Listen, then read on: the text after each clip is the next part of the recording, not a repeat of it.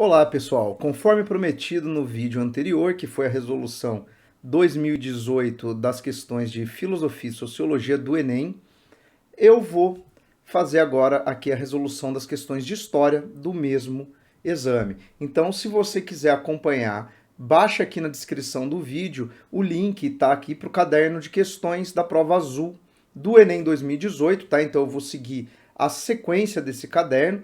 E antes de começar a fazer a resolução, eu vou pedir duas coisas para você. Primeiro, deixa seu like aqui nesse vídeo, porque isso ajuda o canal a chegar para mais pessoas. E se inscreve aqui também no canal para ficar sabendo de mais resoluções e mais vídeos, tá, pessoal? Se inscreve, indica para os seus amigos que estão estudando, que estão se preparando para o vestibular e para o Enem, porque assim talvez esse projeto aqui comece a se tornar algo mais viável para que eu produza ainda mais conteúdo para vocês. Beleza? Pessoal, então pega aí o seu caderno, se você não tem, como eu já disse, tá aqui na descrição, e vamos lá para a questão de número 47, que é a primeira questão de história do Enem 2018, caderno azul. E é uma questão que fala de Idade Média, tá? Tema aí bastante corriqueiro também nas provas da Unesp. Se você vai prestar vestibular da Unesp, no final desse vídeo vai ter um link aí para várias resoluções dos vestibulares, tá? Então presta atenção aí. Primeira questão: a existência em Jerusalém de um hospital voltado para o alojamento e cuidado dos peregrinos, assim como daqueles que estavam cansados ou doentes, fortaleceu o elo entre a obra de assistência e de caridade e a Terra Santa. Ao fazer em 1113 do Hospital de Jerusalém um estabelecimento central da Ordem, Pascoal II, que era o Papa na época, estimulava a filiação dos hospitalários do Ocidente a ele, sobretudo aqueles que estavam ligados à peregrinação à Terra Santa ou em outro lugar. A militarização do Hospital de Jerusalém não diminuiu a vocação caritativa primitiva, mas a fortaleceu. Tá? Trecho aí da obra Os Cavaleiros de Cristo, livro muito bom sobre as ordens de cruzada. Eu sei que é um tema que muita gente tem bastante curiosidade, até por Assassin's Creed, filmes. É um livro que vale muito a pena a leitura. Você tem aqui no texto alguns elementos interessantes. Primeiro, ele fala de uma ordem de cavalaria específica, né? A ordem do hospital, a ordem dos hospitalários, e o que eles faziam em Jerusalém, que misturava então, e o texto aponta isso, ó.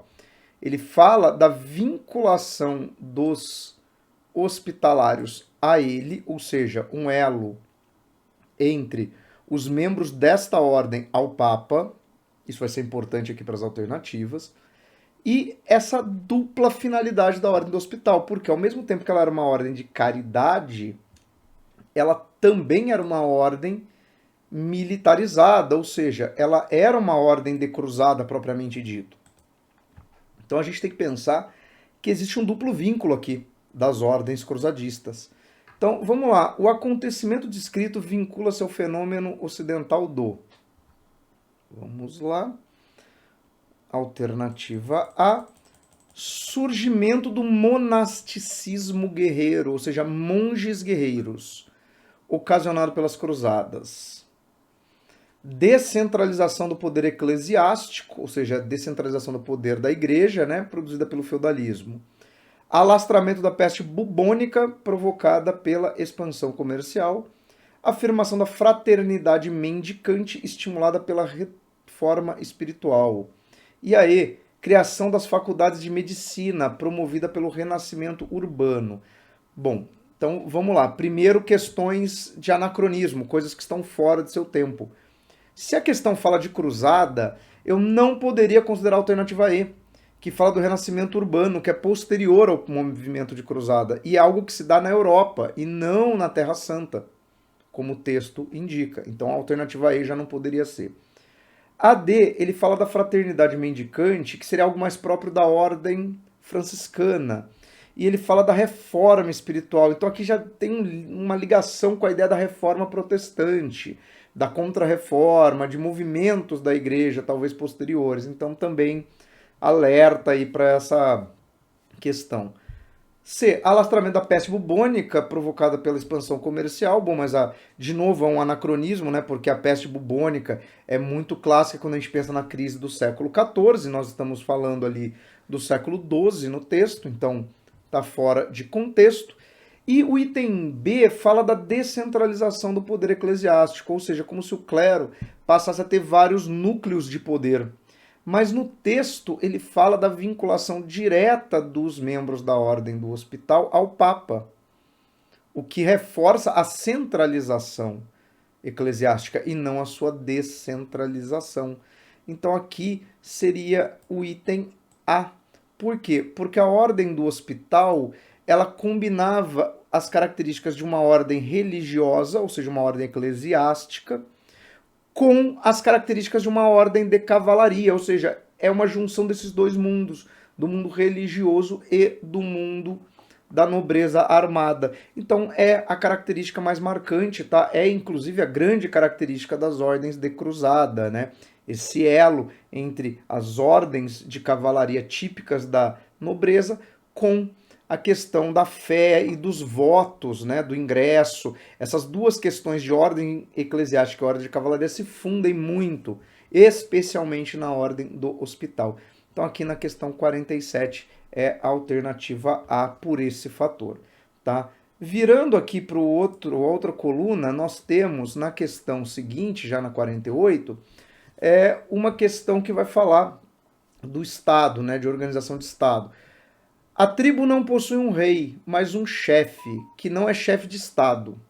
O que significa isso? Simplesmente que o chefe não dispõe de nenhuma autoridade, de nenhum poder de coerção, de nenhum meio de dar uma ordem. Chefe não é um comandante. As pessoas da tribo não têm nenhum dever de obediência. Você pode questionar, tudo bem. O espaço da chefia não é um lugar de poder. Essencialmente encarregado de eliminar conflitos que podem surgir entre indivíduo, famílias e linhagens.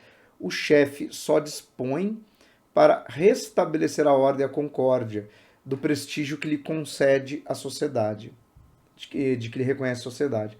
Mas, evidentemente, prestígio não significa poder, e os meios que o chefe detém para realizar sua tarefa de pacificador limitam-se ao uso exclusivo da palavra. Tá? Vem aí do texto do Clastres, A Sociedade contra o Estado. Bom, aqui ele está falando de uma forma de organização que antecede o Estado, algo mais ligado ali ao conceito de tribo, algo mais orgânico no sentido de relações familiares, né, de parentesco, e a lógica, né, do Estado como força de imposição, né, de um poder. Então é daí que ele cria essa diferenciação. Óbvio que alguns podem, nem todos os acadêmicos vão concordar com essa diferenciação, mas é o que está posto no texto. Então é com isso que a gente vai trabalhar. Isso também é importante, né? Ah, discordo do autor do texto. Cara, ok, isso é possível, porque não existe verdade única, interpretação única das coisas, mas vamos ter que lidar com o que está aqui. O modelo político das sociedades discutidas no texto contrasta com a do Estado liberal burguês porque se baseia em... Então vamos lá, ele deixa bem claro que a sociedade de Estado tem um poder de coerção. E essa não. Essa, o chefe é meio que alguém que está ali para pacificar os conflitos e não para impor uma ordem. Então, vamos lá. Imposição ideológica de normas hierárquicas. Bom, mas aí já contraria, né? Porque imposição ideológica seria justamente o que é um modelo do Estado, segundo essa concepção. E não a função do chefe tribal, que seria ali um organizador daquela comunidade. Determinação divina e soberania monárquica, bom, mas isso seria característica, por exemplo, do Estado absolutista, né? Um Estado teocrático, não necessariamente esse chefe tem essa característica, porque deixa bem claro que o poder dele é do reconhecimento social, ou seja, algo bem humano e não teológico. Intervenção consensual e autonomia comunitária, sim, porque, vamos lá, intervenção consensual, ele intervém naquilo que a comunidade delega a ele o poder de fazer. Então, pode ser e autonomia comunitária, quer dizer, ele tem ali aquele poder dentro daquela comunidade, mas isso não se estende a outras comunidades. O que também é típico do Estado, né? Por exemplo, nós vivemos no Brasil, seguimos regras feitas, né, por um poder legislativo, por um poder executivo que o executa, mas os indivíduos que compõem o executivo e o legislativo não fazem parte daquilo que eu entenderia como uma comunidade, que seria o quê? Os indivíduos da minha vivência pessoal. No entanto, eles têm o poder de impor regras sobre a minha comunidade. Então, aqui no caso, o item C parece interessante. Mediação jurídica de regras contratualistas, mas o contratualismo tem muito a ver com o estabelecimento de leis, de constituição, né? É algo muito próprio, por exemplo, do pensamento burguês iluminista, né? E aí já seria a característica do Estado liberal burguês, e não dessa comunidade que contrasta com ele. E a gestão coletiva de obrigações tributárias. Bom, mas a existência de obrigações tributárias também é algo próprio do Estado contemporâneo, né? Que é o pagamento de impostos, né?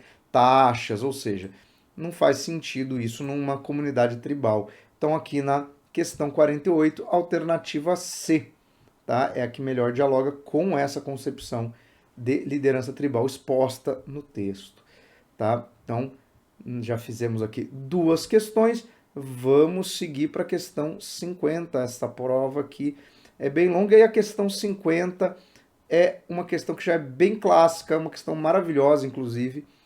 Temos aqui na figura 1 um ônibus, né? Algo que pode ser banal, mas por que este ônibus, né? E aqui na figura 2 temos a Rosa Parks, né? Com o Martin Luther King Jr. ao fundo.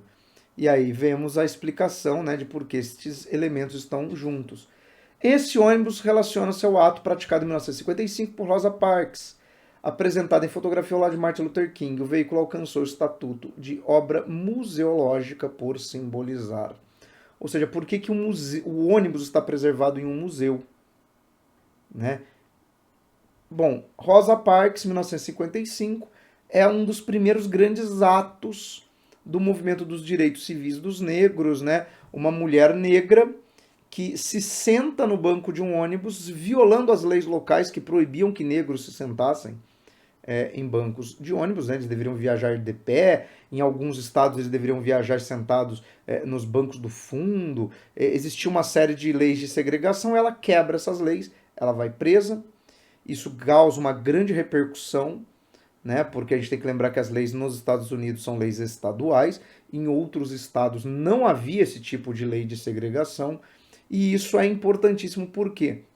Porque a partir da repercussão do caso de Rosa Parks, você começa a ter uma mobilização de negros de outros estados e de brancos que também não concordavam com essas leis de segregação, de compreender que leis como essa eram absurdos, né? Eram leis completamente inaceitáveis. E a partir daí você tem todo um movimento que resultaria 9 anos depois na emenda constitucional assinada pelo presidente Lyndon Johnson, né, que era o vice do Kennedy, né, que foi assassinado, que proíbe esse tipo de regra, né, esse tipo de lei de segregação. Ou seja, Rosa Parks é uma figura aí emblemática, fundamental, né? Então, impacto do medo da corrida armamentista não tem absolutamente nada a ver, né? Democratização do acesso à escola pública, não se trata de uma campanha relacionada à escola. Existem também outros episódios do movimento de direitos civis dos negros que tem a ver com a integração, né, como eles chamavam de negros, nas escolas que eram reservadas apenas aos brancos. Preconceito de gênero no transporte coletivo não é porque, embora Rosa Parks seja uma mulher, né, fosse uma mulher, a questão ali era de um preconceito racial. Né? A regra se aplicaria também a um homem negro. Deflagrar um movimento por igualdade civil. Sim, é um movimento dos direitos civis, né, nos Estados Unidos. E a última, né, eclosão da rebeldia no comportamento juvenil.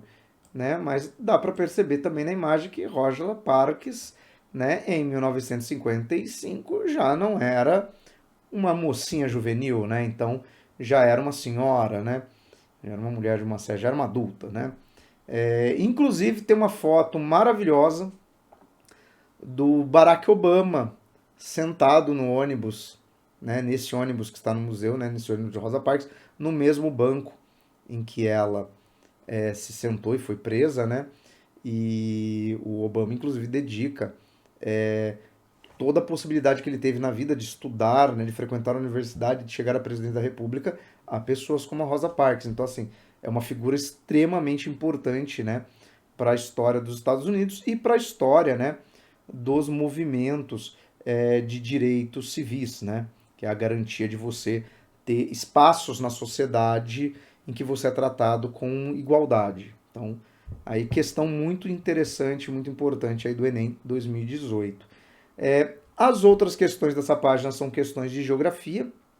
Então, vamos aqui rolando a página para a questão 54, que é uma questão com 2 textos, né? Algo também muito comum no Enem, né? Comparar textos. E aí nós temos lá o primeiro texto. E pois que em outra coisa, nesta parte não posso vingar o demônio.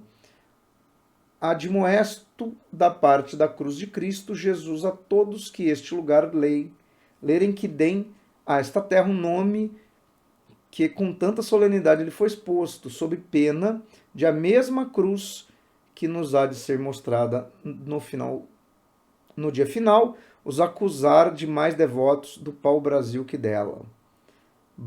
Souza Barros, O Inferno Atlântico, Demonologia e Colonização. Então aqui é um texto, né, tratando da questão provavelmente do nome do Brasil, né, o Brasil chamado de Terra de Santa Cruz, mas aí depois migra-se o nome para Brasil, e isso tem toda uma questão dessa briga, né, entre Deus e o diabo, né, o nome santo e o nome pagão, porque isso aparece inclusive na obra do Frei Vicente do Salvador, que está aqui no texto 2, né? E deste modo, Sião os povoadores, os quais, por mais arrigados que na terra estejam, e mais ricos que sejam, tudo pretendem levar a Portugal. Se as fazendas e bens que possuem souberam falar, também lhes houveram de ensinar a dizer como os papagaios, aos quais a primeira coisa que ensinam é papagaio real para Portugal, porque tudo querem para lá. Né? Frei Vicente Salvador, citado aí na obra da Laura de Melo e Souza. Né? As críticas desses cronistas ao processo de colonização portuguesa estavam relacionadas a... Bom, o Frei Vicente Salvador é muito claro, né? Ele está mencionando o fato dos portugueses que aqui vivem pensarem sempre naquilo que pode ser levado para Portugal. Tudo bem que ele menciona a questão do papagaio. No primeiro texto, eles falam do ciclo do pau-brasil, quer dizer, primeiro produto de exploração do Brasil, né, ali no período pré-colonial. Né? Obviamente que depois, com a introdução da cana-de-açúcar, a lógica segue a mesma. Então, vamos lá. Utilização de trabalho escravo. Não há menção a escravos, né, nos textos. Implantação de polos urbanos. Bom, isso dificilmente seria alvo de crítica, e nós não temos implantação de polos urbanos no Brasil, ou seja, polos urbanos, né, diversas áreas consideradas urbanizadas, isso só aparece lá na mineração. Então, também não poderia ser, porque aqui a gente está vendo algo de um período bem inicial da colônia, né? Devastação de áreas naturais, mas temos que pensar que isso não era um problema para esses homens, né? A questão ambiental é uma questão muito contemporânea. Ocupação de terras indígenas, também não há menção a isso, e também, de novo, isso não seria visto como um problema, não seria algo que causaria aí grandes problemas para a época, né?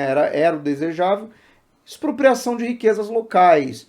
Sim, que é essa ideia de você viver aqui, mas pensando em tirar daqui o que for possível e levar para a Europa. Né? O que, para alguns, não era uma questão de que fosse errado a exploração, mas era muito uma questão de que você não dava o foco desejável de uma colonização, quer dizer, de uma ocupação de terra, e pensando pelo viés religioso, você condicionava, né, a colonização, nesse caso, a interesses muito mais mundanos do que, por exemplo, a interesses religiosos, que seria o desejável, né, por figuras como Frei Vicente do Salvador. Então aqui caberia a alternativa E, aí sem grandes questões também, sem grandes problemas. E aí passando aqui para 55, né, uma questão que fala da Guerra Fria, né, quer dizer, uma questão que fala já do século XX, fala lá dos soviéticos, né. Os soviéticos tinham chegado a Cuba muito cedo, Na década de 1960, esgueiraram-se pela fresta aberta pela imediata hostilidade norte-americana em relação ao processo social revolucionário. Durante 3 décadas, os soviéticos mantiveram sua presença em Cuba, com base e ajuda militar, mas sobretudo com todo o apoio econômico, que, como saberíamos anos mais tarde, mantinha o país à tona. Embora os deixasse em dívida com os irmãos soviéticos e depois com seus herdeiros russos, por cifras que chegavam a 32 bilhões de dólares, ou seja, o que era oferecido em nome da solidariedade socialista tinha um preço definido. Então aqui está falando das relações entre Cuba e União Soviética, né? E a posterior questão aí da herança russa, né? Com relação às relações internacionais da União Soviética. Mas vamos lá. O texto indica que durante a Guerra Fria as relações internas em um mesmo bloco, estamos falando do bloco socialista, né? Foram marcados pela, né? Qual era o objetivo, né? Dessa situação, né?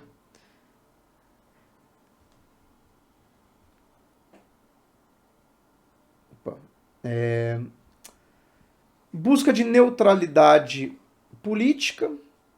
Não, porque não haveria neutralidade, você tinha que ter um alinhamento político, né, a esse país. No caso, Cuba teria que ser alinhada aos interesses geoestratégicos russos e os Estados Unidos faziam o mesmo, principalmente com os países da América Latina, com os países da Europa Ocidental, então não poderia ser. Estimula a competição comercial. Mas no caso, por exemplo, soviético, você tinha, ele inclusive fala, né, de solidariedade socialista, quer dizer, por exemplo, a União Soviética importava tabaco, açúcar, né, que eram os produtos produzidos por Cuba, e Cuba durante muito tempo foi abastecido por gêneros industriais, petróleo, né, derivados de petróleo que vinham, né, das indústrias soviéticas. Então não haveria uma competição interna no bloco. Subordinação à potência hegemônica, bom, isso é a lógica de um bloco da Guerra Fria, né? As duas superpotências e os países atrelados a ela. Elasticidade das fronteiras geográficas, não. Compartilhamento de pesquisas científicas, também não necessariamente, né? Porque, por exemplo, você vai ver dentro desses blocos uma discrepância muito grande entre os níveis de desenvolvimento, né? Por exemplo, Cuba nunca se industrializou, Cuba nunca desenvolveu tecnologias que a União Soviética, por exemplo, dominava. Mesma coisa os Estados Unidos, que, por exemplo, nunca compartilhou segredos tecnológicos, né? Até porque era isso que fazia desses países potências dentro do seu campo ideológico, né? Então, não faria sentido. Então, aqui na questão 55, temos a alternativa C como a única alternativa que é viável, né? E aqui também, na sequência, né, temos que ir para a página seguinte, questão 55. 55, não, 57, Bruno. A poetisa Emília Freitas subiu a um palanque nervosa, pedindo desculpas por não possuir títulos nem conhecimentos, mas orgulhosa ofereceu a sua pena, que, sem ser hábil, em compensação, guiada pelo poder da vontade. Maria Tomásia pronunciava orações que revelavam os ouvintes.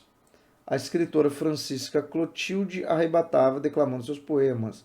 Aquelas angélicas senhoras, senhoras de caridade, levantavam dinheiro para comprar liberdades e usavam de seu entusiasmo a fim de convencer donos de escravo a fazer alforrias gratuitamente. Bom, então aqui a gente está falando de um movimento de mulheres que, né, por diversos mecanismos aí tentavam alforrear escravos. Então, estamos falando aqui de um movimento que só pode ser rotulado de movimento abolicionista, né? Não é um movimento feminista porque não demanda direitos para as mulheres, embora sejam mulheres atuando. Sufragista. Sufragista seria um movimento, por exemplo, pelo direito de voto das mulheres, mas não é a pauta delas. Socialista também não, elas não estão pedindo fim do capitalismo, algo do gênero. Republicano, não dá nenhuma nota aí de que elas seriam contra a monarquia. Então, a questão realmente é a questão abolicionista, porque elas estão falando de escravos, né? Especialmente aqui a questão de alforrear escravos, porque era o mecanismo que o indivíduo podia recorrer, né, para libertar um escravo, ou comprar de um proprietário e alforrear, ou tentar convencer os proprietários a realizarem alforrias, né, por livre e espontânea vontade. Então, vamos aqui continuando na questão 58. A democracia que eles pretendem é a democracia dos privilégios, a democracia da intolerância e do ódio. A democracia que eles querem é para liquidar com a Petrobras. É a democracia dos monopólios nacionais e internacionais, a democracia que pudesse lutar contra o povo. Ainda ontem eu afirmava que a democracia jamais poderia ser ameaçada pelo povo quando o povo livremente vem para as ruas. As praças que são do povo, para as ruas que são do povo. Em um momento de radicalização política, retórica do discurso do presidente João Goulart, proferido no comício da Central do Brasil, buscava justificar a necessidade de. Bom, vamos ao contexto. Esse é um trecho do discurso do João Goulart no famoso discurso das reformas de base, em 64, né? Quando ele faz esse discurso, ele está anunciando uma série de reformas estruturantes do Brasil. Ele está se colocando contra certas correntes políticas nacionais, certos interesses, inclusive do capitalismo internacional. Né? A gente não pode esquecer que o João Goulart ele ganha muita relevância na política brasileira. Primeiro como ministro do governo Getúlio Vargas, então ele está muito associado à ideia do trabalhismo. Depois, o João Goulart foi eleito vice-presidente do mandato do JK, uma coisa que normalmente o pessoal esquece. E ele novamente é eleito vice-presidente para o mandato seguinte, do Jânio Quadros, que renuncia em 61. O João Goulart, né, é colocado na condição de presidente, já começa toda uma mobilização para impedir a posse dele em 61, né, tem o plebiscito, inclusive tem um vídeo sobre isso aqui no canal, para que ele assuma com plenos poderes, é feito um plebiscito, ele volta a ser um presidente sem qualquer tipo de restrição imposta ali por um sistema parlamentarista. E aí, na sequência, ele anuncia as reformas de base e a reação é o golpe militar, né, o golpe civil-militar de 64, né. Então, o que acontece? O João Goulart ele queria fazer as reformas de base. Reforma educacional, reforma urbana, reforma agrária, reforma de todas as estruturas da sociedade brasileira. Então, vamos lá. O que esse comício pretendia, né? Conter a abertura econômica para conseguir a adesão das elites. Mas vamos lá, ele não quer a adesão das elites. Ele está declaradamente contra o interesse de uma parcela significativa da elite. Que é essa parcela da elite que se vê representada, por exemplo, na solução de um golpe militar. Então, o ITEA está muito fora, né? Impedir a ingerência externa para garantir a conservação de direitos. O texto vai muito nessa linha. Vou dizer que essa alternativa que é uma alternativa que eu entendo muito o candidato que marcou. Porque vamos voltar no texto. Olha o que ele coloca aqui, ó. A democracia que eles querem, essa elite que ele denuncia, é para liquidar com a Petrobras. É a democracia dos monopólios nacionais e internacionais. Ou seja, de uma certa forma, o item B pode ser interpretado como uma possibilidade mesmo, né? Ele não quer uma ingerência externa no Brasil, ele quer conservar direitos da população. Regulamentar os meios de comunicação para coibir os partidos de oposição. Não, isso o João Goulart jamais faria, né? Ele não era contra o pluripartidarismo, ele nunca propôs fechar um partido que fosse de oposição a ele. Inclusive, ele era vice-presidente, eleito ainda na época da eleição separada, né, de presidente e vice. Ele não era do mesmo partido do Jânio Quadros, haviam outros partidos que não eram associados a ele, e isso nunca foi um problema. Então, totalmente fora. Aprovar projetos reformistas para atender a mobilização de setores trabalhistas. Bom, ele estava propondo as reformas de base, então ele está propondo uma série de reformas. E de fato, né, ele é apoiado pela UNE, né, pelos estudantes, pela Central dos Trabalhadores, né, pela CGT, né, os sindicatos. Ele é apoiado pelas ligas camponesas, né, que queriam a reforma agrária. Então, o item D também é bem interessante.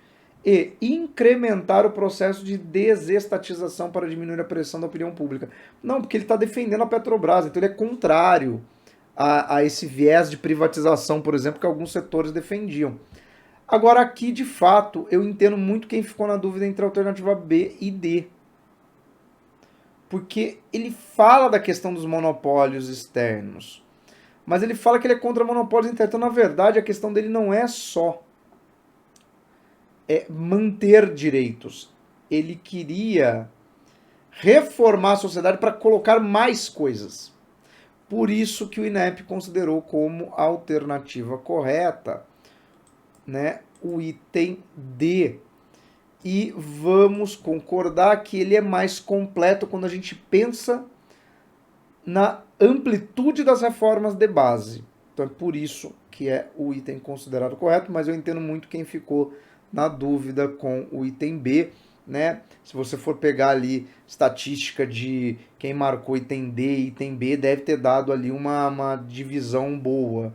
Então essa é uma daquelas questões consideradas difíceis do Enem, né? Que provoca ali, né, um certo impacto ali no TRI, porque é uma questão difícil, mas que realmente muita gente deve ter marcado a mesma alternativa, né? O erro aqui não é um erro esparramado, é um erro concentrado, né? Por uma interpretação ali de questões, né? Então, no caso, o INEP considerou o gabarito D, então é isso, mas de fato ele é mais amplo no seu entendimento, né, do que são as reformas de base. Então, vamos aí na sequência para a questão 59, que está do outro lado da mesma página. Opa, vamos subir aqui. A rebelião luso-brasileira em Pernambuco começou a ser urdida em 1644. Explodiu em 13 de junho de 1645. Bom, estamos falando da expulsão dos holandeses, né? Dia de Santo Antônio, uma das primeiras medidas de João Fernandes foi decretar nulas as dívidas que os rebeldes tinham com os holandeses. Houve grande adesão da nobreza de terra entusiasmada com essa proclamação heróica. Né? Texto aí do Ronaldo Weifas, né? Guerra declarada e paz fingida na restauração portuguesa. Bom, estou falando de uma questão ali bem central, né? Que é a adesão dos senhores de engenho ao movimento de expulsão dos holandeses, uma vez que eles tinham, ao longo da presença holandesa, contraído crescentes dívidas, e uma das questões óbvias é que, com a expulsão dos holandeses, não haveria como cobrar essas dívidas, né? Então, quer dizer, o interesse ali dos senhores de engenho acabava sendo atendido. O desencadeamento dessa revolta na América Portuguesa foi resultado da fraqueza bélica dos protestantes batavos, e aqui batavo é holandês. Não, os holandeses não eram militarmente frágeis, claro que não, inclusive tinham invadido, né, o Brasil em 1630 e controlado grande parte do Nordeste. Comércio transatlântico da África Ocidental, mas isso é uma questão secundária, né?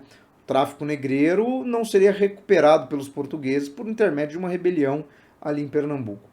Auxílio financeiro dos negociantes flamengos. Bom, mas Flamengo também é uma expressão usada para se referir aos holandeses. Não foi por um auxílio financeiro. Tome cuidado, né? Eles não receberam auxílio financeiro para fazer a revolta. É isso que essa alternativa indicaria, né? Diplomacia internacional dos Estados Ibéricos. Mas aí você teria que ter um apoio da Espanha, o que não acontecia porque a Espanha estava no processo de ruptura com Portugal, né, o fim da União Ibérica, então você não tem uma questão de envolvimento espanhol. E aí sobrava aí interesse econômico dos senhores de engenho.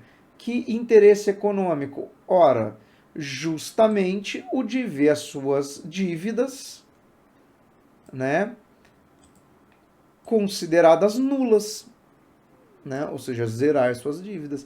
Então aqui na questão 59, melhor alternativa, né, aqui sem nenhum tipo de controvérsia, alternativa E, tá? A 60 é uma questão de geografia, vamos voltar para o outro lado da página, para a questão 61. Também é uma questão de dois textos que traz ali os programas de dois partidos da República chamada populista, né? A República democrática entre 46 e o golpe militar de 64. Programa do Partido Social Democrático, PSD, que é o partido do JK. Capitais estrangeiros. É indispensável manter um clima propício à entrada de capitais estrangeiros. A manutenção deste clima recomenda a adoção de normas disciplinadoras dos investimentos e suas rendas, visando reter no país a maior parcela possível dos lucros auferidos. Então, olha que interessante. O PSD defendia o investimento privado estrangeiro no Brasil, mas considerava que tinha que haver algum tipo de medida para que a maior parte do ganho desse capital ficasse no Brasil. Ou seja, que fosse reaplicada no Brasil, se convertesse na forma de salários, né, na forma de outros investimentos também. Programa da UDN, União Democrática Nacional, partido que era oposição ao varguismo, né, oposição também ao JK, e é o partido da elite que apoia o golpe militar. Então, né, da elite conservadora brasileira que foi para a Marcha da Família com Deus pela Liberdade, né? Depois apoiou a ditadura, depois bateu panela, depois fez arminha, basicamente, né, a mesma ideia. Então vamos lá.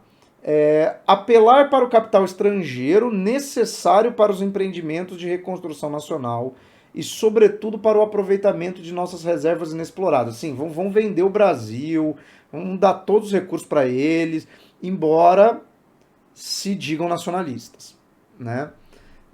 Dando-lhe um tratamento equitativo e liberdade para a saída do juro. Pode lucrar aqui e ir embora. Olha a diferença.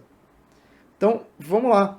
Não é porque o PDS e a UDN eram favoráveis à participação do capital estrangeiro no Brasil que eles entendiam que essa participação se daria da mesma forma. Isso é um negócio vital, não só para o Enem, galera, mas para a vida. Não é porque o cara concorda com privatização e o outro cara também que eles concordam com privatização nos mesmos termos. Não é porque dois grupos concordam com a questão de existência de estatais que eles concordam com a feitura disso nos mesmos termos. Existem muitas nuances da forma como lidar com isso. E está muito claro aqui nesses dois textos, né? Então vamos lá. Considerando as décadas de 1950 e 1960, no Brasil, os trechos dos programas do PSD e da UDN convergiam na defesa. Ou seja, aqui ele está falando do que eles têm de convergência. Então eles convergem no quê? O que eles têm igual? Participação do capital estrangeiro.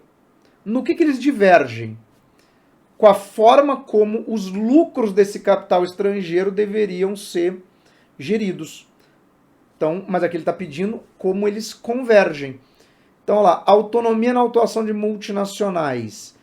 Não é autonomia porque o PSD diz que os lucros não podem ficar saindo por aí.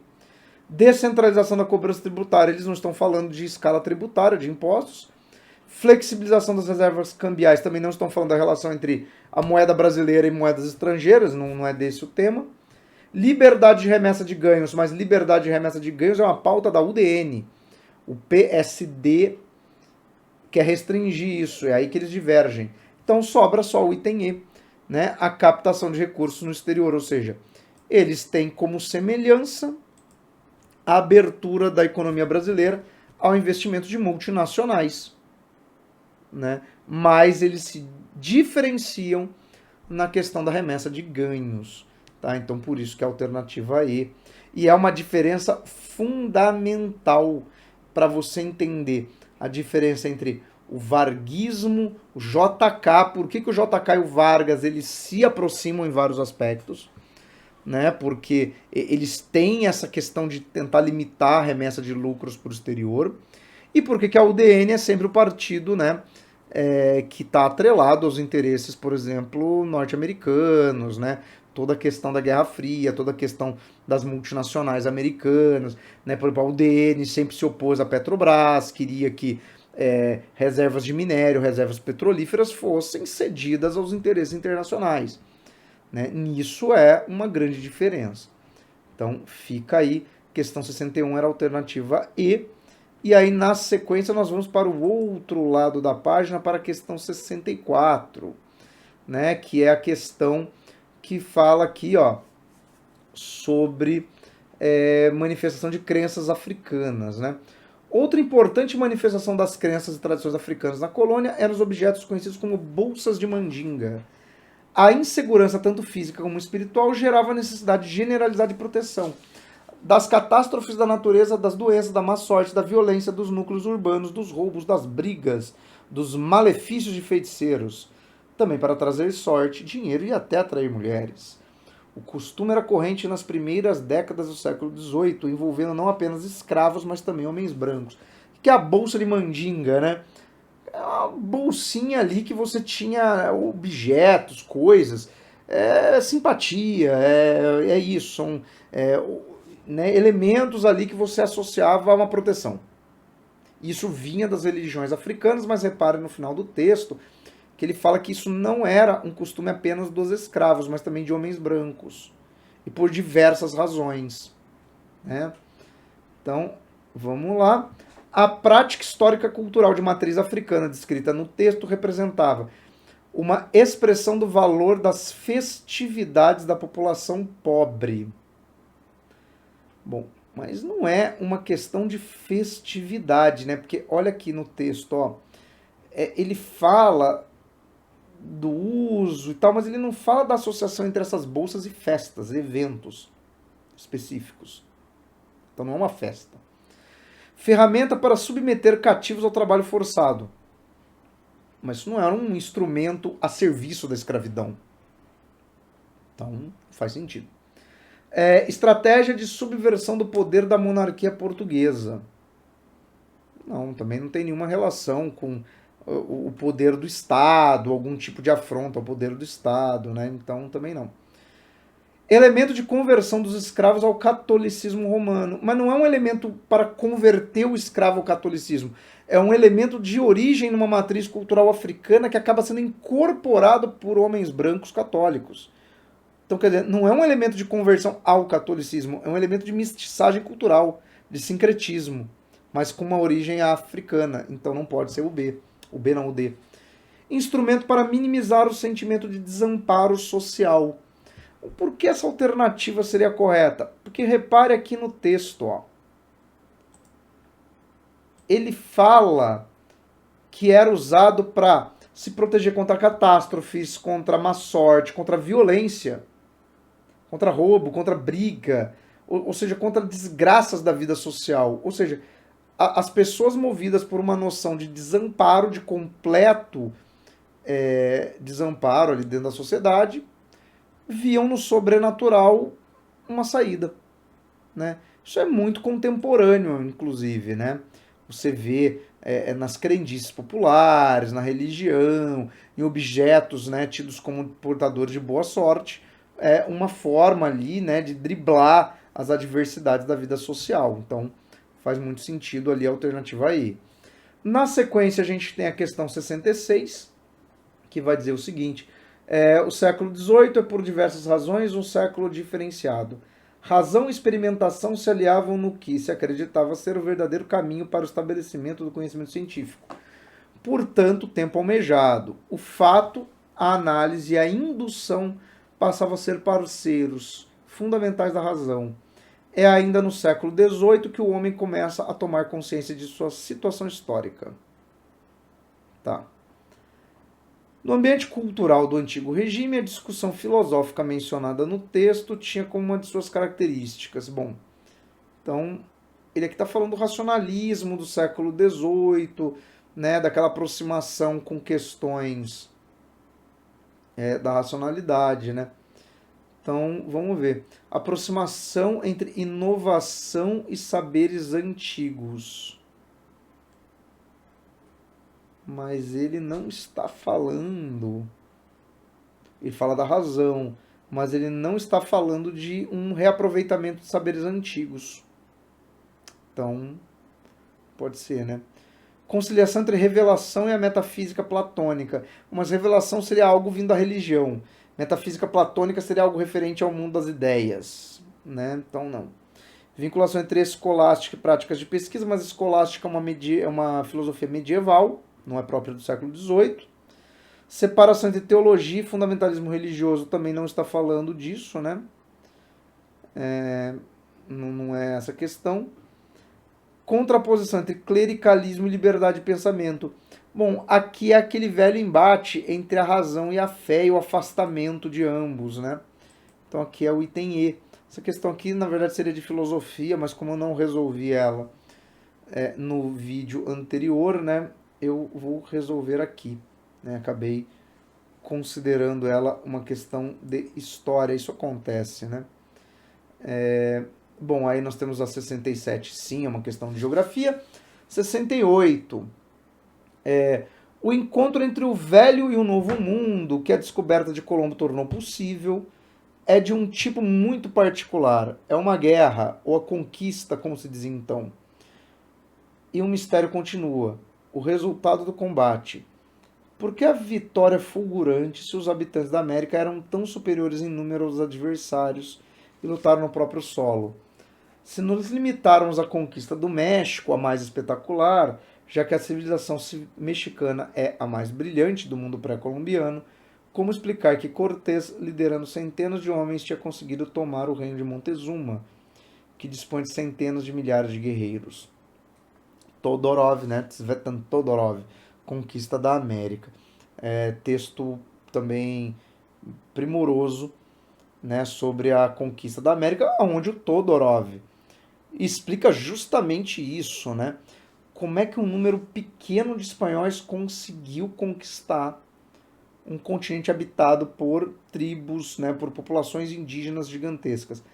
Porque a questão não é a superioridade bélica apenas, né? É uma questão do conhecimento e do choque desses dois mundos. Então, no contexto da conquista, conforme a análise apresentada no texto, uma estratégia para superar as disparidades levantadas foi, bom, como é que os espanhóis, né, conseguiram lidar com essa desvantagem numérica, né? Então, vamos ver, né? Implantar as missões cristãs entre as comunidades submetidas. Não, né? Porque a questão das missões, por exemplo, jesuíticas, né? Questão de controlar e catequizar essas populações é posterior à conquista. Utilizar a superioridade física dos mercenários africanos. Bom, primeiro que não haviam mercenários africanos no processo de conquista da América, né? Era um embate entre espanhóis e indígenas, então isso já não faria nenhum sentido. Explorar as rivalidades existentes entre os povos nativos. Sim, Hernán Cortés não lutou sozinho, ele estimulou guerras entre as tribos indígenas. Sobretudo porque o auge da civilização asteca é muito constituído em função da submissão de outros povos aos astecas. E esses povos viam nos espanhóis uma possibilidade de juntos derrotar os astecas. Os espanhóis incentivaram, né, essas rivalidades. O Todorov também chama muita atenção no livro dele para o uso da linguagem, né? Os espanhóis, por uma série de fatores, né, tem a Malinche, que é uma índia que é fluente em várias línguas indígenas, tem um náufrago espanhol que sabe falar algumas línguas indígenas, então ele consegue traduzir a Malinche posteriormente aprende o espanhol. Os espanhóis controlam o entendimento das relações, então eles percebem, por exemplo, o que os indígenas entendem dessa chegada dos espanhóis e usam isso a seu favor, tá? Então existe uma questão da mentalidade que é muito mobilizada ali na conquista e isso é a favor dos espanhóis. Então não é só essa mobilização das rivalidades, é muito mais complexo, mas aqui resolveria aqui com o item C, né? Introduzir vetores para disseminação de doenças epidêmicas. Olha, os espanhóis eles disseminaram varíola entre os índios, né? Mas não tem um vetor, porque não é uma doença que é transmitida por mosquito ou algo assim, né? Então acho que aí o pessoal da biologia poderia falar melhor, mas não caberia. Comprar terras para o enfraquecimento das teocracias autóctones. Mas comprar terra de quem? Não, eles dominaram as terras, não compravam, já não faz sentido nenhum. Então aqui é a alternativa C, né, para a questão 68, né? Essa compra de terras aqui completamente fora de parâmetro, né? Questão 69, também uma questão sobre o contexto da ditadura militar, né? São Paulo, dia 10 de janeiro de 79, ano que eu nasci. Excelentíssimo senhor presidente Ernesto Geisel, considerando as instruções dadas por Vossa Senhoria de que sejam negados os passaportes aos senhores Francisco Julião, que era o líder das Ligas Camponesas, Miguel Arraes, Leonel Brizola, Luiz Prestes, Paulo Schilling, Gregório Bezerra, Márcio Moreira Alves e Paulo Freire, né, o educador aí, que o pessoal polemiza sem nunca ter lido, né? Considerando que desde que nasci me identifico plenamente com a pele, cor dos cabelos, cultura, sorriso, aspirações, a história e sangue desses 8 senhores, considerando tudo isso por imperativo de minha consciência, veio por meio dessa devolver o passaporte que, negados a eles, me foi concedido pelos órgãos competentes de seu governo. Carta do cartunista Henrique de Souza Filho, conhecido como Enfio, né? Ali para o presidente, né? No referido contexto histórico, a manifestação do cartunista Enfio expressava uma crítica a...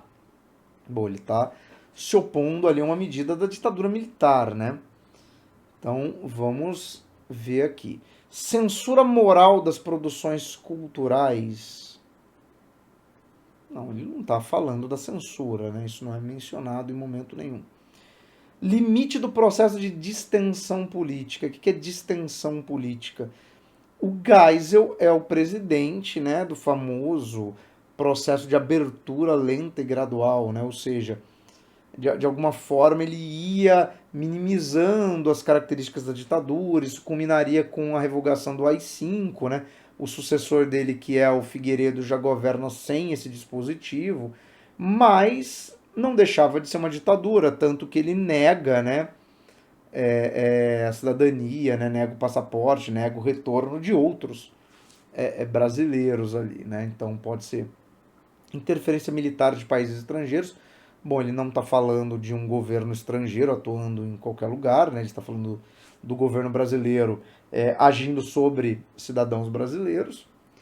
Representação social das agremiações partidárias. Ele também não está falando da composição dos partidos brasileiros, né? Nessa época só existiu o Arena e o MDB, né? Não é disso que ele menciona. Impedimento de eleição das assembleias estaduais. Ele também não está mencionando nada com referência aos processos eleitorais brasileiros, né? Então, seria a alternativa B, né? A melhor, quer dizer, embora o governo anunciasse uma distensão, uma abertura, né, uma minimização das perseguições, na prática não era isso que se observava, por isso a alternativa B, né? Vamos lá, 71. Revolta da Chibata, olha lá. Os seus líderes terminariam presos e assassinados. A Marujada Rebelde foi inteiramente expulsa da esquadra. Num sentido histórico, porém, eles foram vitoriosos. A chibata e outros castigos físicos infamantes nunca mais foram oficialmente utilizados, né? Há toda uma discussão, né? Porque a revolta da chibata, ela coloca fim a castigos físicos, né, nas Forças Armadas Brasileiras, começando ali pela Marinha de Guerra, né, armada. Mas se a gente for pensar em termos bem objetivos, né, quando um militar manda um subalterno por algum tipo de infração fazer flexão, correr, fazer algo do gênero, ele está, de uma certa forma, infligindo ali uma punição física, né? Por mais que não seja um espancamento, mas né? Nunca mais foram oficialmente utilizados, né? E sem contar que há violências também, né?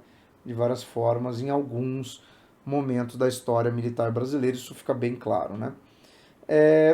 Teriam suas condições de vida melhoradas significativamente, sem dúvida fizeram avançar a história, sim.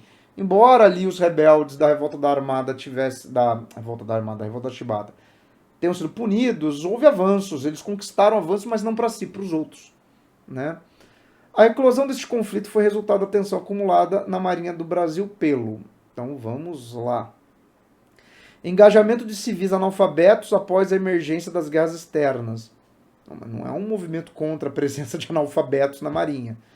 Insatisfação dos militares positivistas após a consolidação da política dos governadores. Nossa, agora vamos lá, cronologia. Política dos governadores, né? É um movimento ali do início da República Velha, é o período, mas é um movimento de negros, a revolta da Chibata.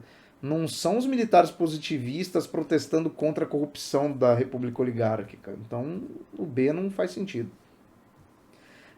Rebaixamento de comandantes veteranos após a repressão a insurreições milenaristas. Nossa, milenarismo, fim do mundo, uma coisa apocalíptica. Também não, porque é uma revolta que se inicia entre os marinheiros de menor patente e não antigos comandantes, né? Sublevação das classes populares do campo após a instituição do alistamento obrigatório. Não é uma rebelião camponesa por conta do alistamento obrigatório, até porque, embora haja alistamento obrigatório no Brasil, você não tem, de fato, serviço militar obrigatório. Isso é uma coisa que eu sempre falo para os alunos, existe alistamento. É diferente de você ter um serviço militar obrigatório, onde você teria que servir. E em várias regiões do Brasil você não tem como servir porque não há uma unidade militar.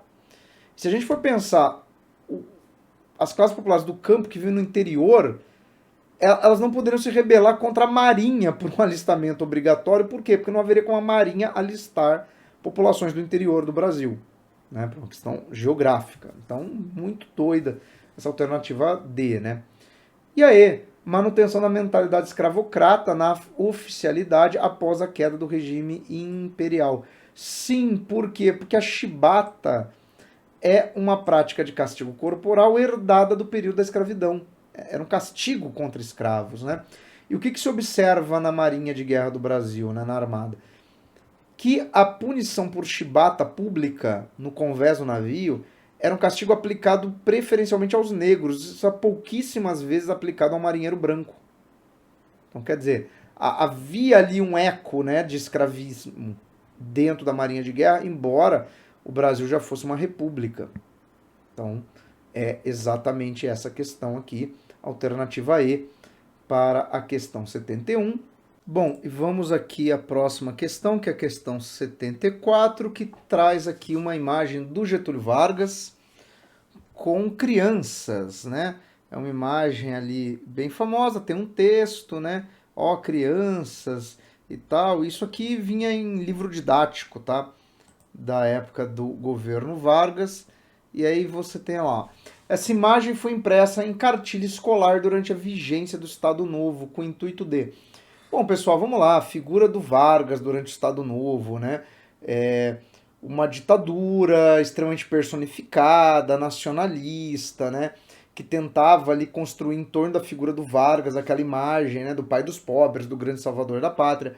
Só lembrando que o Vargas durante o Estado Novo não é associado a um partido político, então assim, é uma ditadura pessoal do Vargas.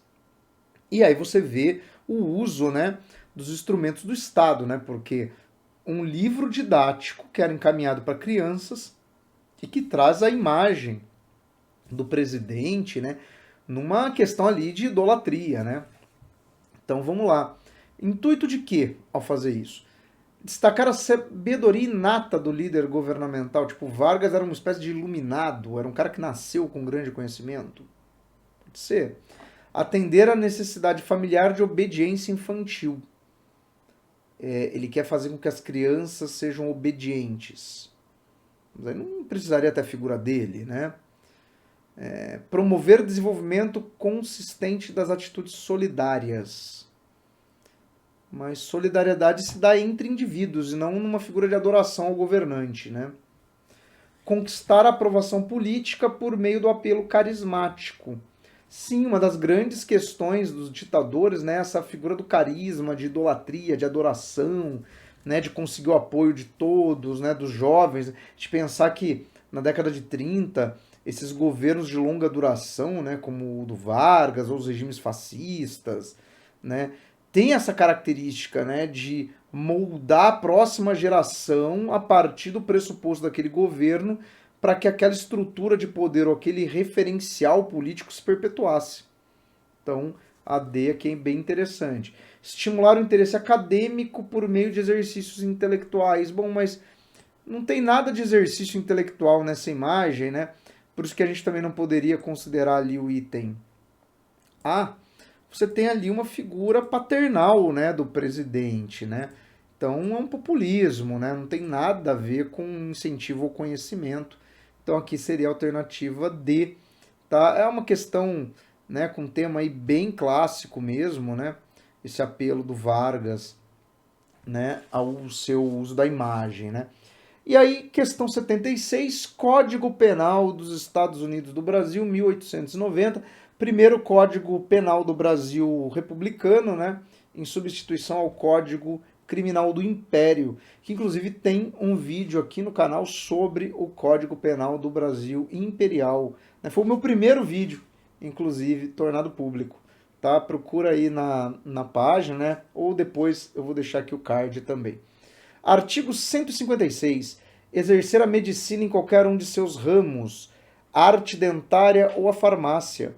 Praticar a homeopatia, dosimetria, hipnotismo, magnetismo animal, sem estar habilitado segundo leis e regulamentos. Ministrar ou simplesmente prescrever como meio curativo para uso interno ou externo e sobre qualquer forma preparada, substância de qualquer dos reinos da natureza, fazendo ou exercendo assim o ofício denominado curandeiro. Bom, basicamente aqui a gente vê duas leis contra justamente o curandeirismo, né? Que é você ali exercer a medicina sem ser habilitado para tal, o que não necessariamente seria uma atividade de má intenção, mas pode ser, né? Então, olha, no início da Primeira República, a legislação penal vigente evidenciava. Bom, por um lado, você pode estar precavendo a população do mau exercício, do charlatanismo, né? Que é a mentira, mas você está promovendo também uma perseguição à chamada medicina popular, aquela que foge, né, do meio acadêmico. Então, toma cuidado com essas leis, né? Você tinha o seguinte: negligência das religiões cristãs sobre as moléstias. Bom, mas nós não estamos tratando aqui de uma questão religiosa, né? Inclusive, se você olhar aqui, não há nenhum tipo de menção a práticas de cunho religioso, né? Desconhecimento das origens das crenças tradicionais, de novo, não é uma questão de não saber de onde vêm essas crenças, mas é a própria ideia de um caráter não científico delas, né? Preferência da população pelos tratamentos alopáticos. Alopatia é o uso de medicamento, né? Ou seja, aquilo que vem dos farmacêuticos, né? Dos antigos boticários. Não, a população, né? A medicina popular, as tradições populares é muito mais apegada a essas questões da medicina tradicional, né? Da medicina popular, da homeopatia, do uso de plantas, ervas, chás, né? Até de simpatias, crendices e coisas do gênero, né? Então não, né? Abandono pela comunidade das práticas terapêuticas da magia. Então, mas não foi a sociedade, a comunidade que decidiu fazer isso, foi por meio da lei, né? Condenação pela ciência dos conhecimentos populares de cura. Aí sim, né? O que a gente está vendo aqui, e temos que lembrar que no início da República, você tem aquela visão científica do positivismo que tenta subordinar tudo ao conhecimento acadêmico, né? Aquilo que foge ao conhecimento acadêmico passa a ser combatido, né? E por meio de legislações como essa. Então aqui na questão 76, alternativa E.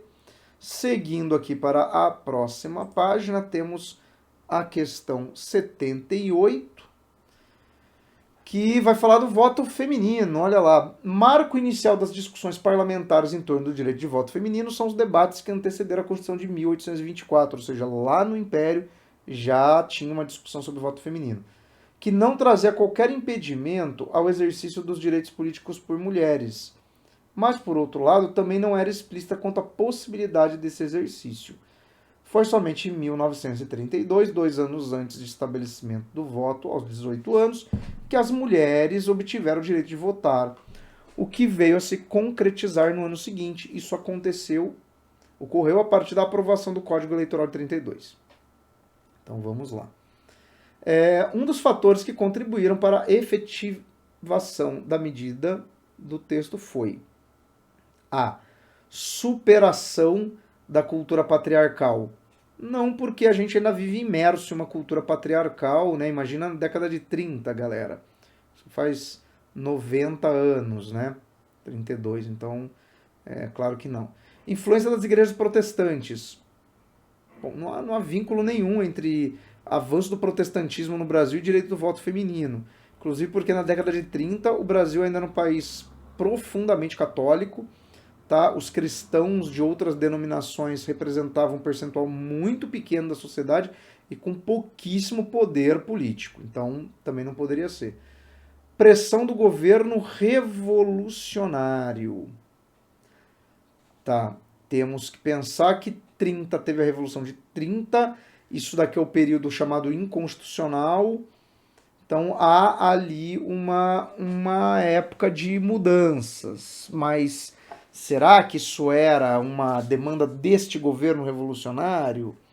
Né? Era um governo para frentex? Era o Vargas, né? Então vamos pensar aí, cuidado. Fragilidade das oligarquias regionais, bom, marca o fim da república oligárquica, né? A ascensão do Vargas. Mas elas não são frágeis, né? Embora a república deixe de ser uma república oligárquica, a gente não pode esquecer que o poder efetivamente se manteve muito na mão, né, da antiga oligarquia, né? Os poderes políticos não migraram completamente para grupos novos. Campanha de extensão da cidadania. Bom, pensando que havia cidadania ligada ao voto e que a inclusão das mulheres ampliava o número de cidadãos, acaba sendo, né, a alternativa mais tranquila, né, sem grandes dúvidas assim, e problemas. Então aqui seria a alternativa E. Vamos aqui à questão 84, que traz um trecho de uma obra do Érico Veríssimo, O Tempo e o Vento, que fala ali do contexto da República Oligárquica, né? Rodrigo havia sido indicado pela oposição para fiscal de uma das mesas eleitorais. Pôs o revólver na cintura, uma caixa de balas no bolso e encaminhou-se para seu posto. Olha como eram tranquilas as eleições, né, na República Velha. A chamada dos eleitores começou às 7 da manhã. Plantados junto à porta, os capangas do Trindade ofereciam cédulas com o nome dos candidatos oficiais a todos os eleitores que entravam. Estes, em sua quase totalidade, tomavam docilmente dos papeluchos e depositavam-os na urna, depois de assinar a autêntica. Os que se recusavam a isso tinham seus nomes assintosamente anotados. Ou seja, você tem ali os capangas, né, do Trindade entregando cédulas que já estavam preenchidas para os eleitores, ou seja, um voto de cabresto, e ainda a coerção ali, né, porque são capangas, ou seja, são homens violentos, homens armados, que anotavam ali quem não seguia as ordens do coronel, né, do poderoso local. Érico Veríssimo tematiza em obra ficcional o seguinte aspecto característico da vida política durante a Primeira República: identificação forçada de homens analfabetos, monitoramento legal dos pleitos legislativos, repressão explícita ao exercício de direito, propaganda direcionada à população do campo, cerceamento policial dos operários sindicalizados. Bom, não estamos falando de operários, não estamos falando de algo que atinge os homens analfabetos, não estamos falando de uma fiscalização legal dos processos de votação e nem de uma propaganda. Estamos falando de uma repressão, de uma forma ali dos coronéis se imporem sobre uma população, ou seja, influenciando no exercício do direito político. Por isso, alternativa C, tá? Na sequência, temos aqui uma questão que vai falar de antiguidade, né? Então disse, esse é o local onde construirei tudo. Pode chegar-se aqui pelo Eufrates, o Tigre e uma rede de canais. Só num lugar como esse sustentará o exército e a população geral. E assim traçou e destinou as verbas para a construção.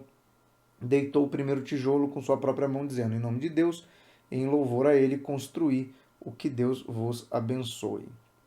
História dos povos árabes. Então aqui já estamos falando da Idade Média Islâmica, né? Ali na região do Tigre e do Eufrates, que é a antiga Mesopotâmia, né? Hoje é o Iraque. A decisão do califa Al-Mansur, 754 a 777, de construir Bagdá neste local, orientou-se pela... Então, vamos lá. Ele está falando do Eufrates e do Tigre, são rios, ou seja, áreas irrigadas, área fértil, né? Disponibilidade de rotas e terras férteis com base da dominação política, muito provavelmente. Proximidade de áreas populosas com afirmação da superioridade bélica, mas ele não está em guerra com ninguém, né?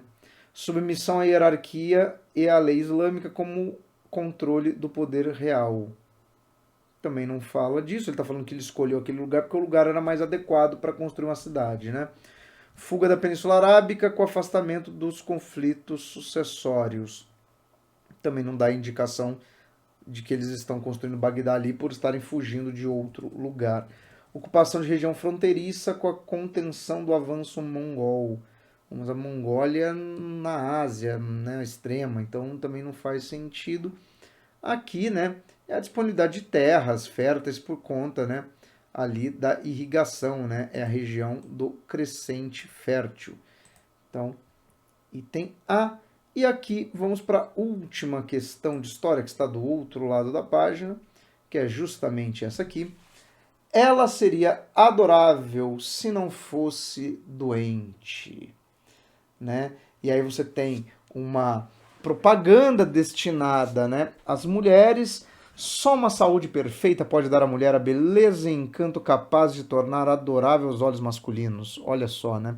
Aquela questão de que a saúde da mulher ela existe em função do agradar os homens, né? Para ter uma saúde assim, tome saúde da mulher. Remédio que traz, né, virtude, saúde da mulher, regulariza o funcionamento do delicado organismo feminino. E aí tem uma mulher ali, né, desenhada, sentada num sofá, né, ali um elixir, né, parece o biotônico Fontoura, né, uma versão disso. Tônico para a saúde da mulher. O anúncio publicitário da década de 40 reforça os seguintes estereótipos atribuídos historicamente a uma suposta natureza feminina. Bom, fala que a mulher é doente, é frágil, né? Algo do gênero, então vamos lá, né? Pudor inato e instinto maternal. Bom, mas não está falando de pudor, né? De algo moral e nem está falando de ter filhos, né? Então, não.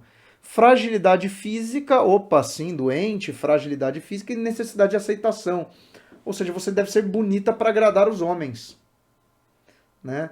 Isolamento social e procura de autoconhecimento. Não, é uma mulher inserida na sociedade, numa posição subalterna de uma sociedade patriarcal, e não está falando nada de autoconhecimento, né? Dependência econômica e desejo de ostentação. A dependência econômica até pode estar vinculada à ideia de ser, né, se tornar desejável um homem, aquela ideia de que tem que casar, né, para alguém a sustentar, a ideia de dona de casa, bela recatada do lar e tal. Desejo de ostentação não aparece. Mentalidade fútil pode ser, né, normalmente, lá, sentada num sofá, né, tal. E conduta hedonista também não é uma busca pelo prazer, esse tipo de coisa. Então aqui, né, a melhor alternativa, né, de fato, é a alternativa... Opa, deixa eu marcar aqui certinho. Alternativa B, né, que encerra esta prova longa, né, do Enem 2018. E aí, pessoal, vou deixar, né, aqui nessa tela final, aqui ao lado, um link para outras resoluções do Enem. Aqui abaixo o botão para você se inscrever no canal, se você ainda não é inscrito, ativa as notificações, dá o like nesse vídeo, compartilha ele e até a próxima resolução. Belezinha? Um abraço a todos e até mais.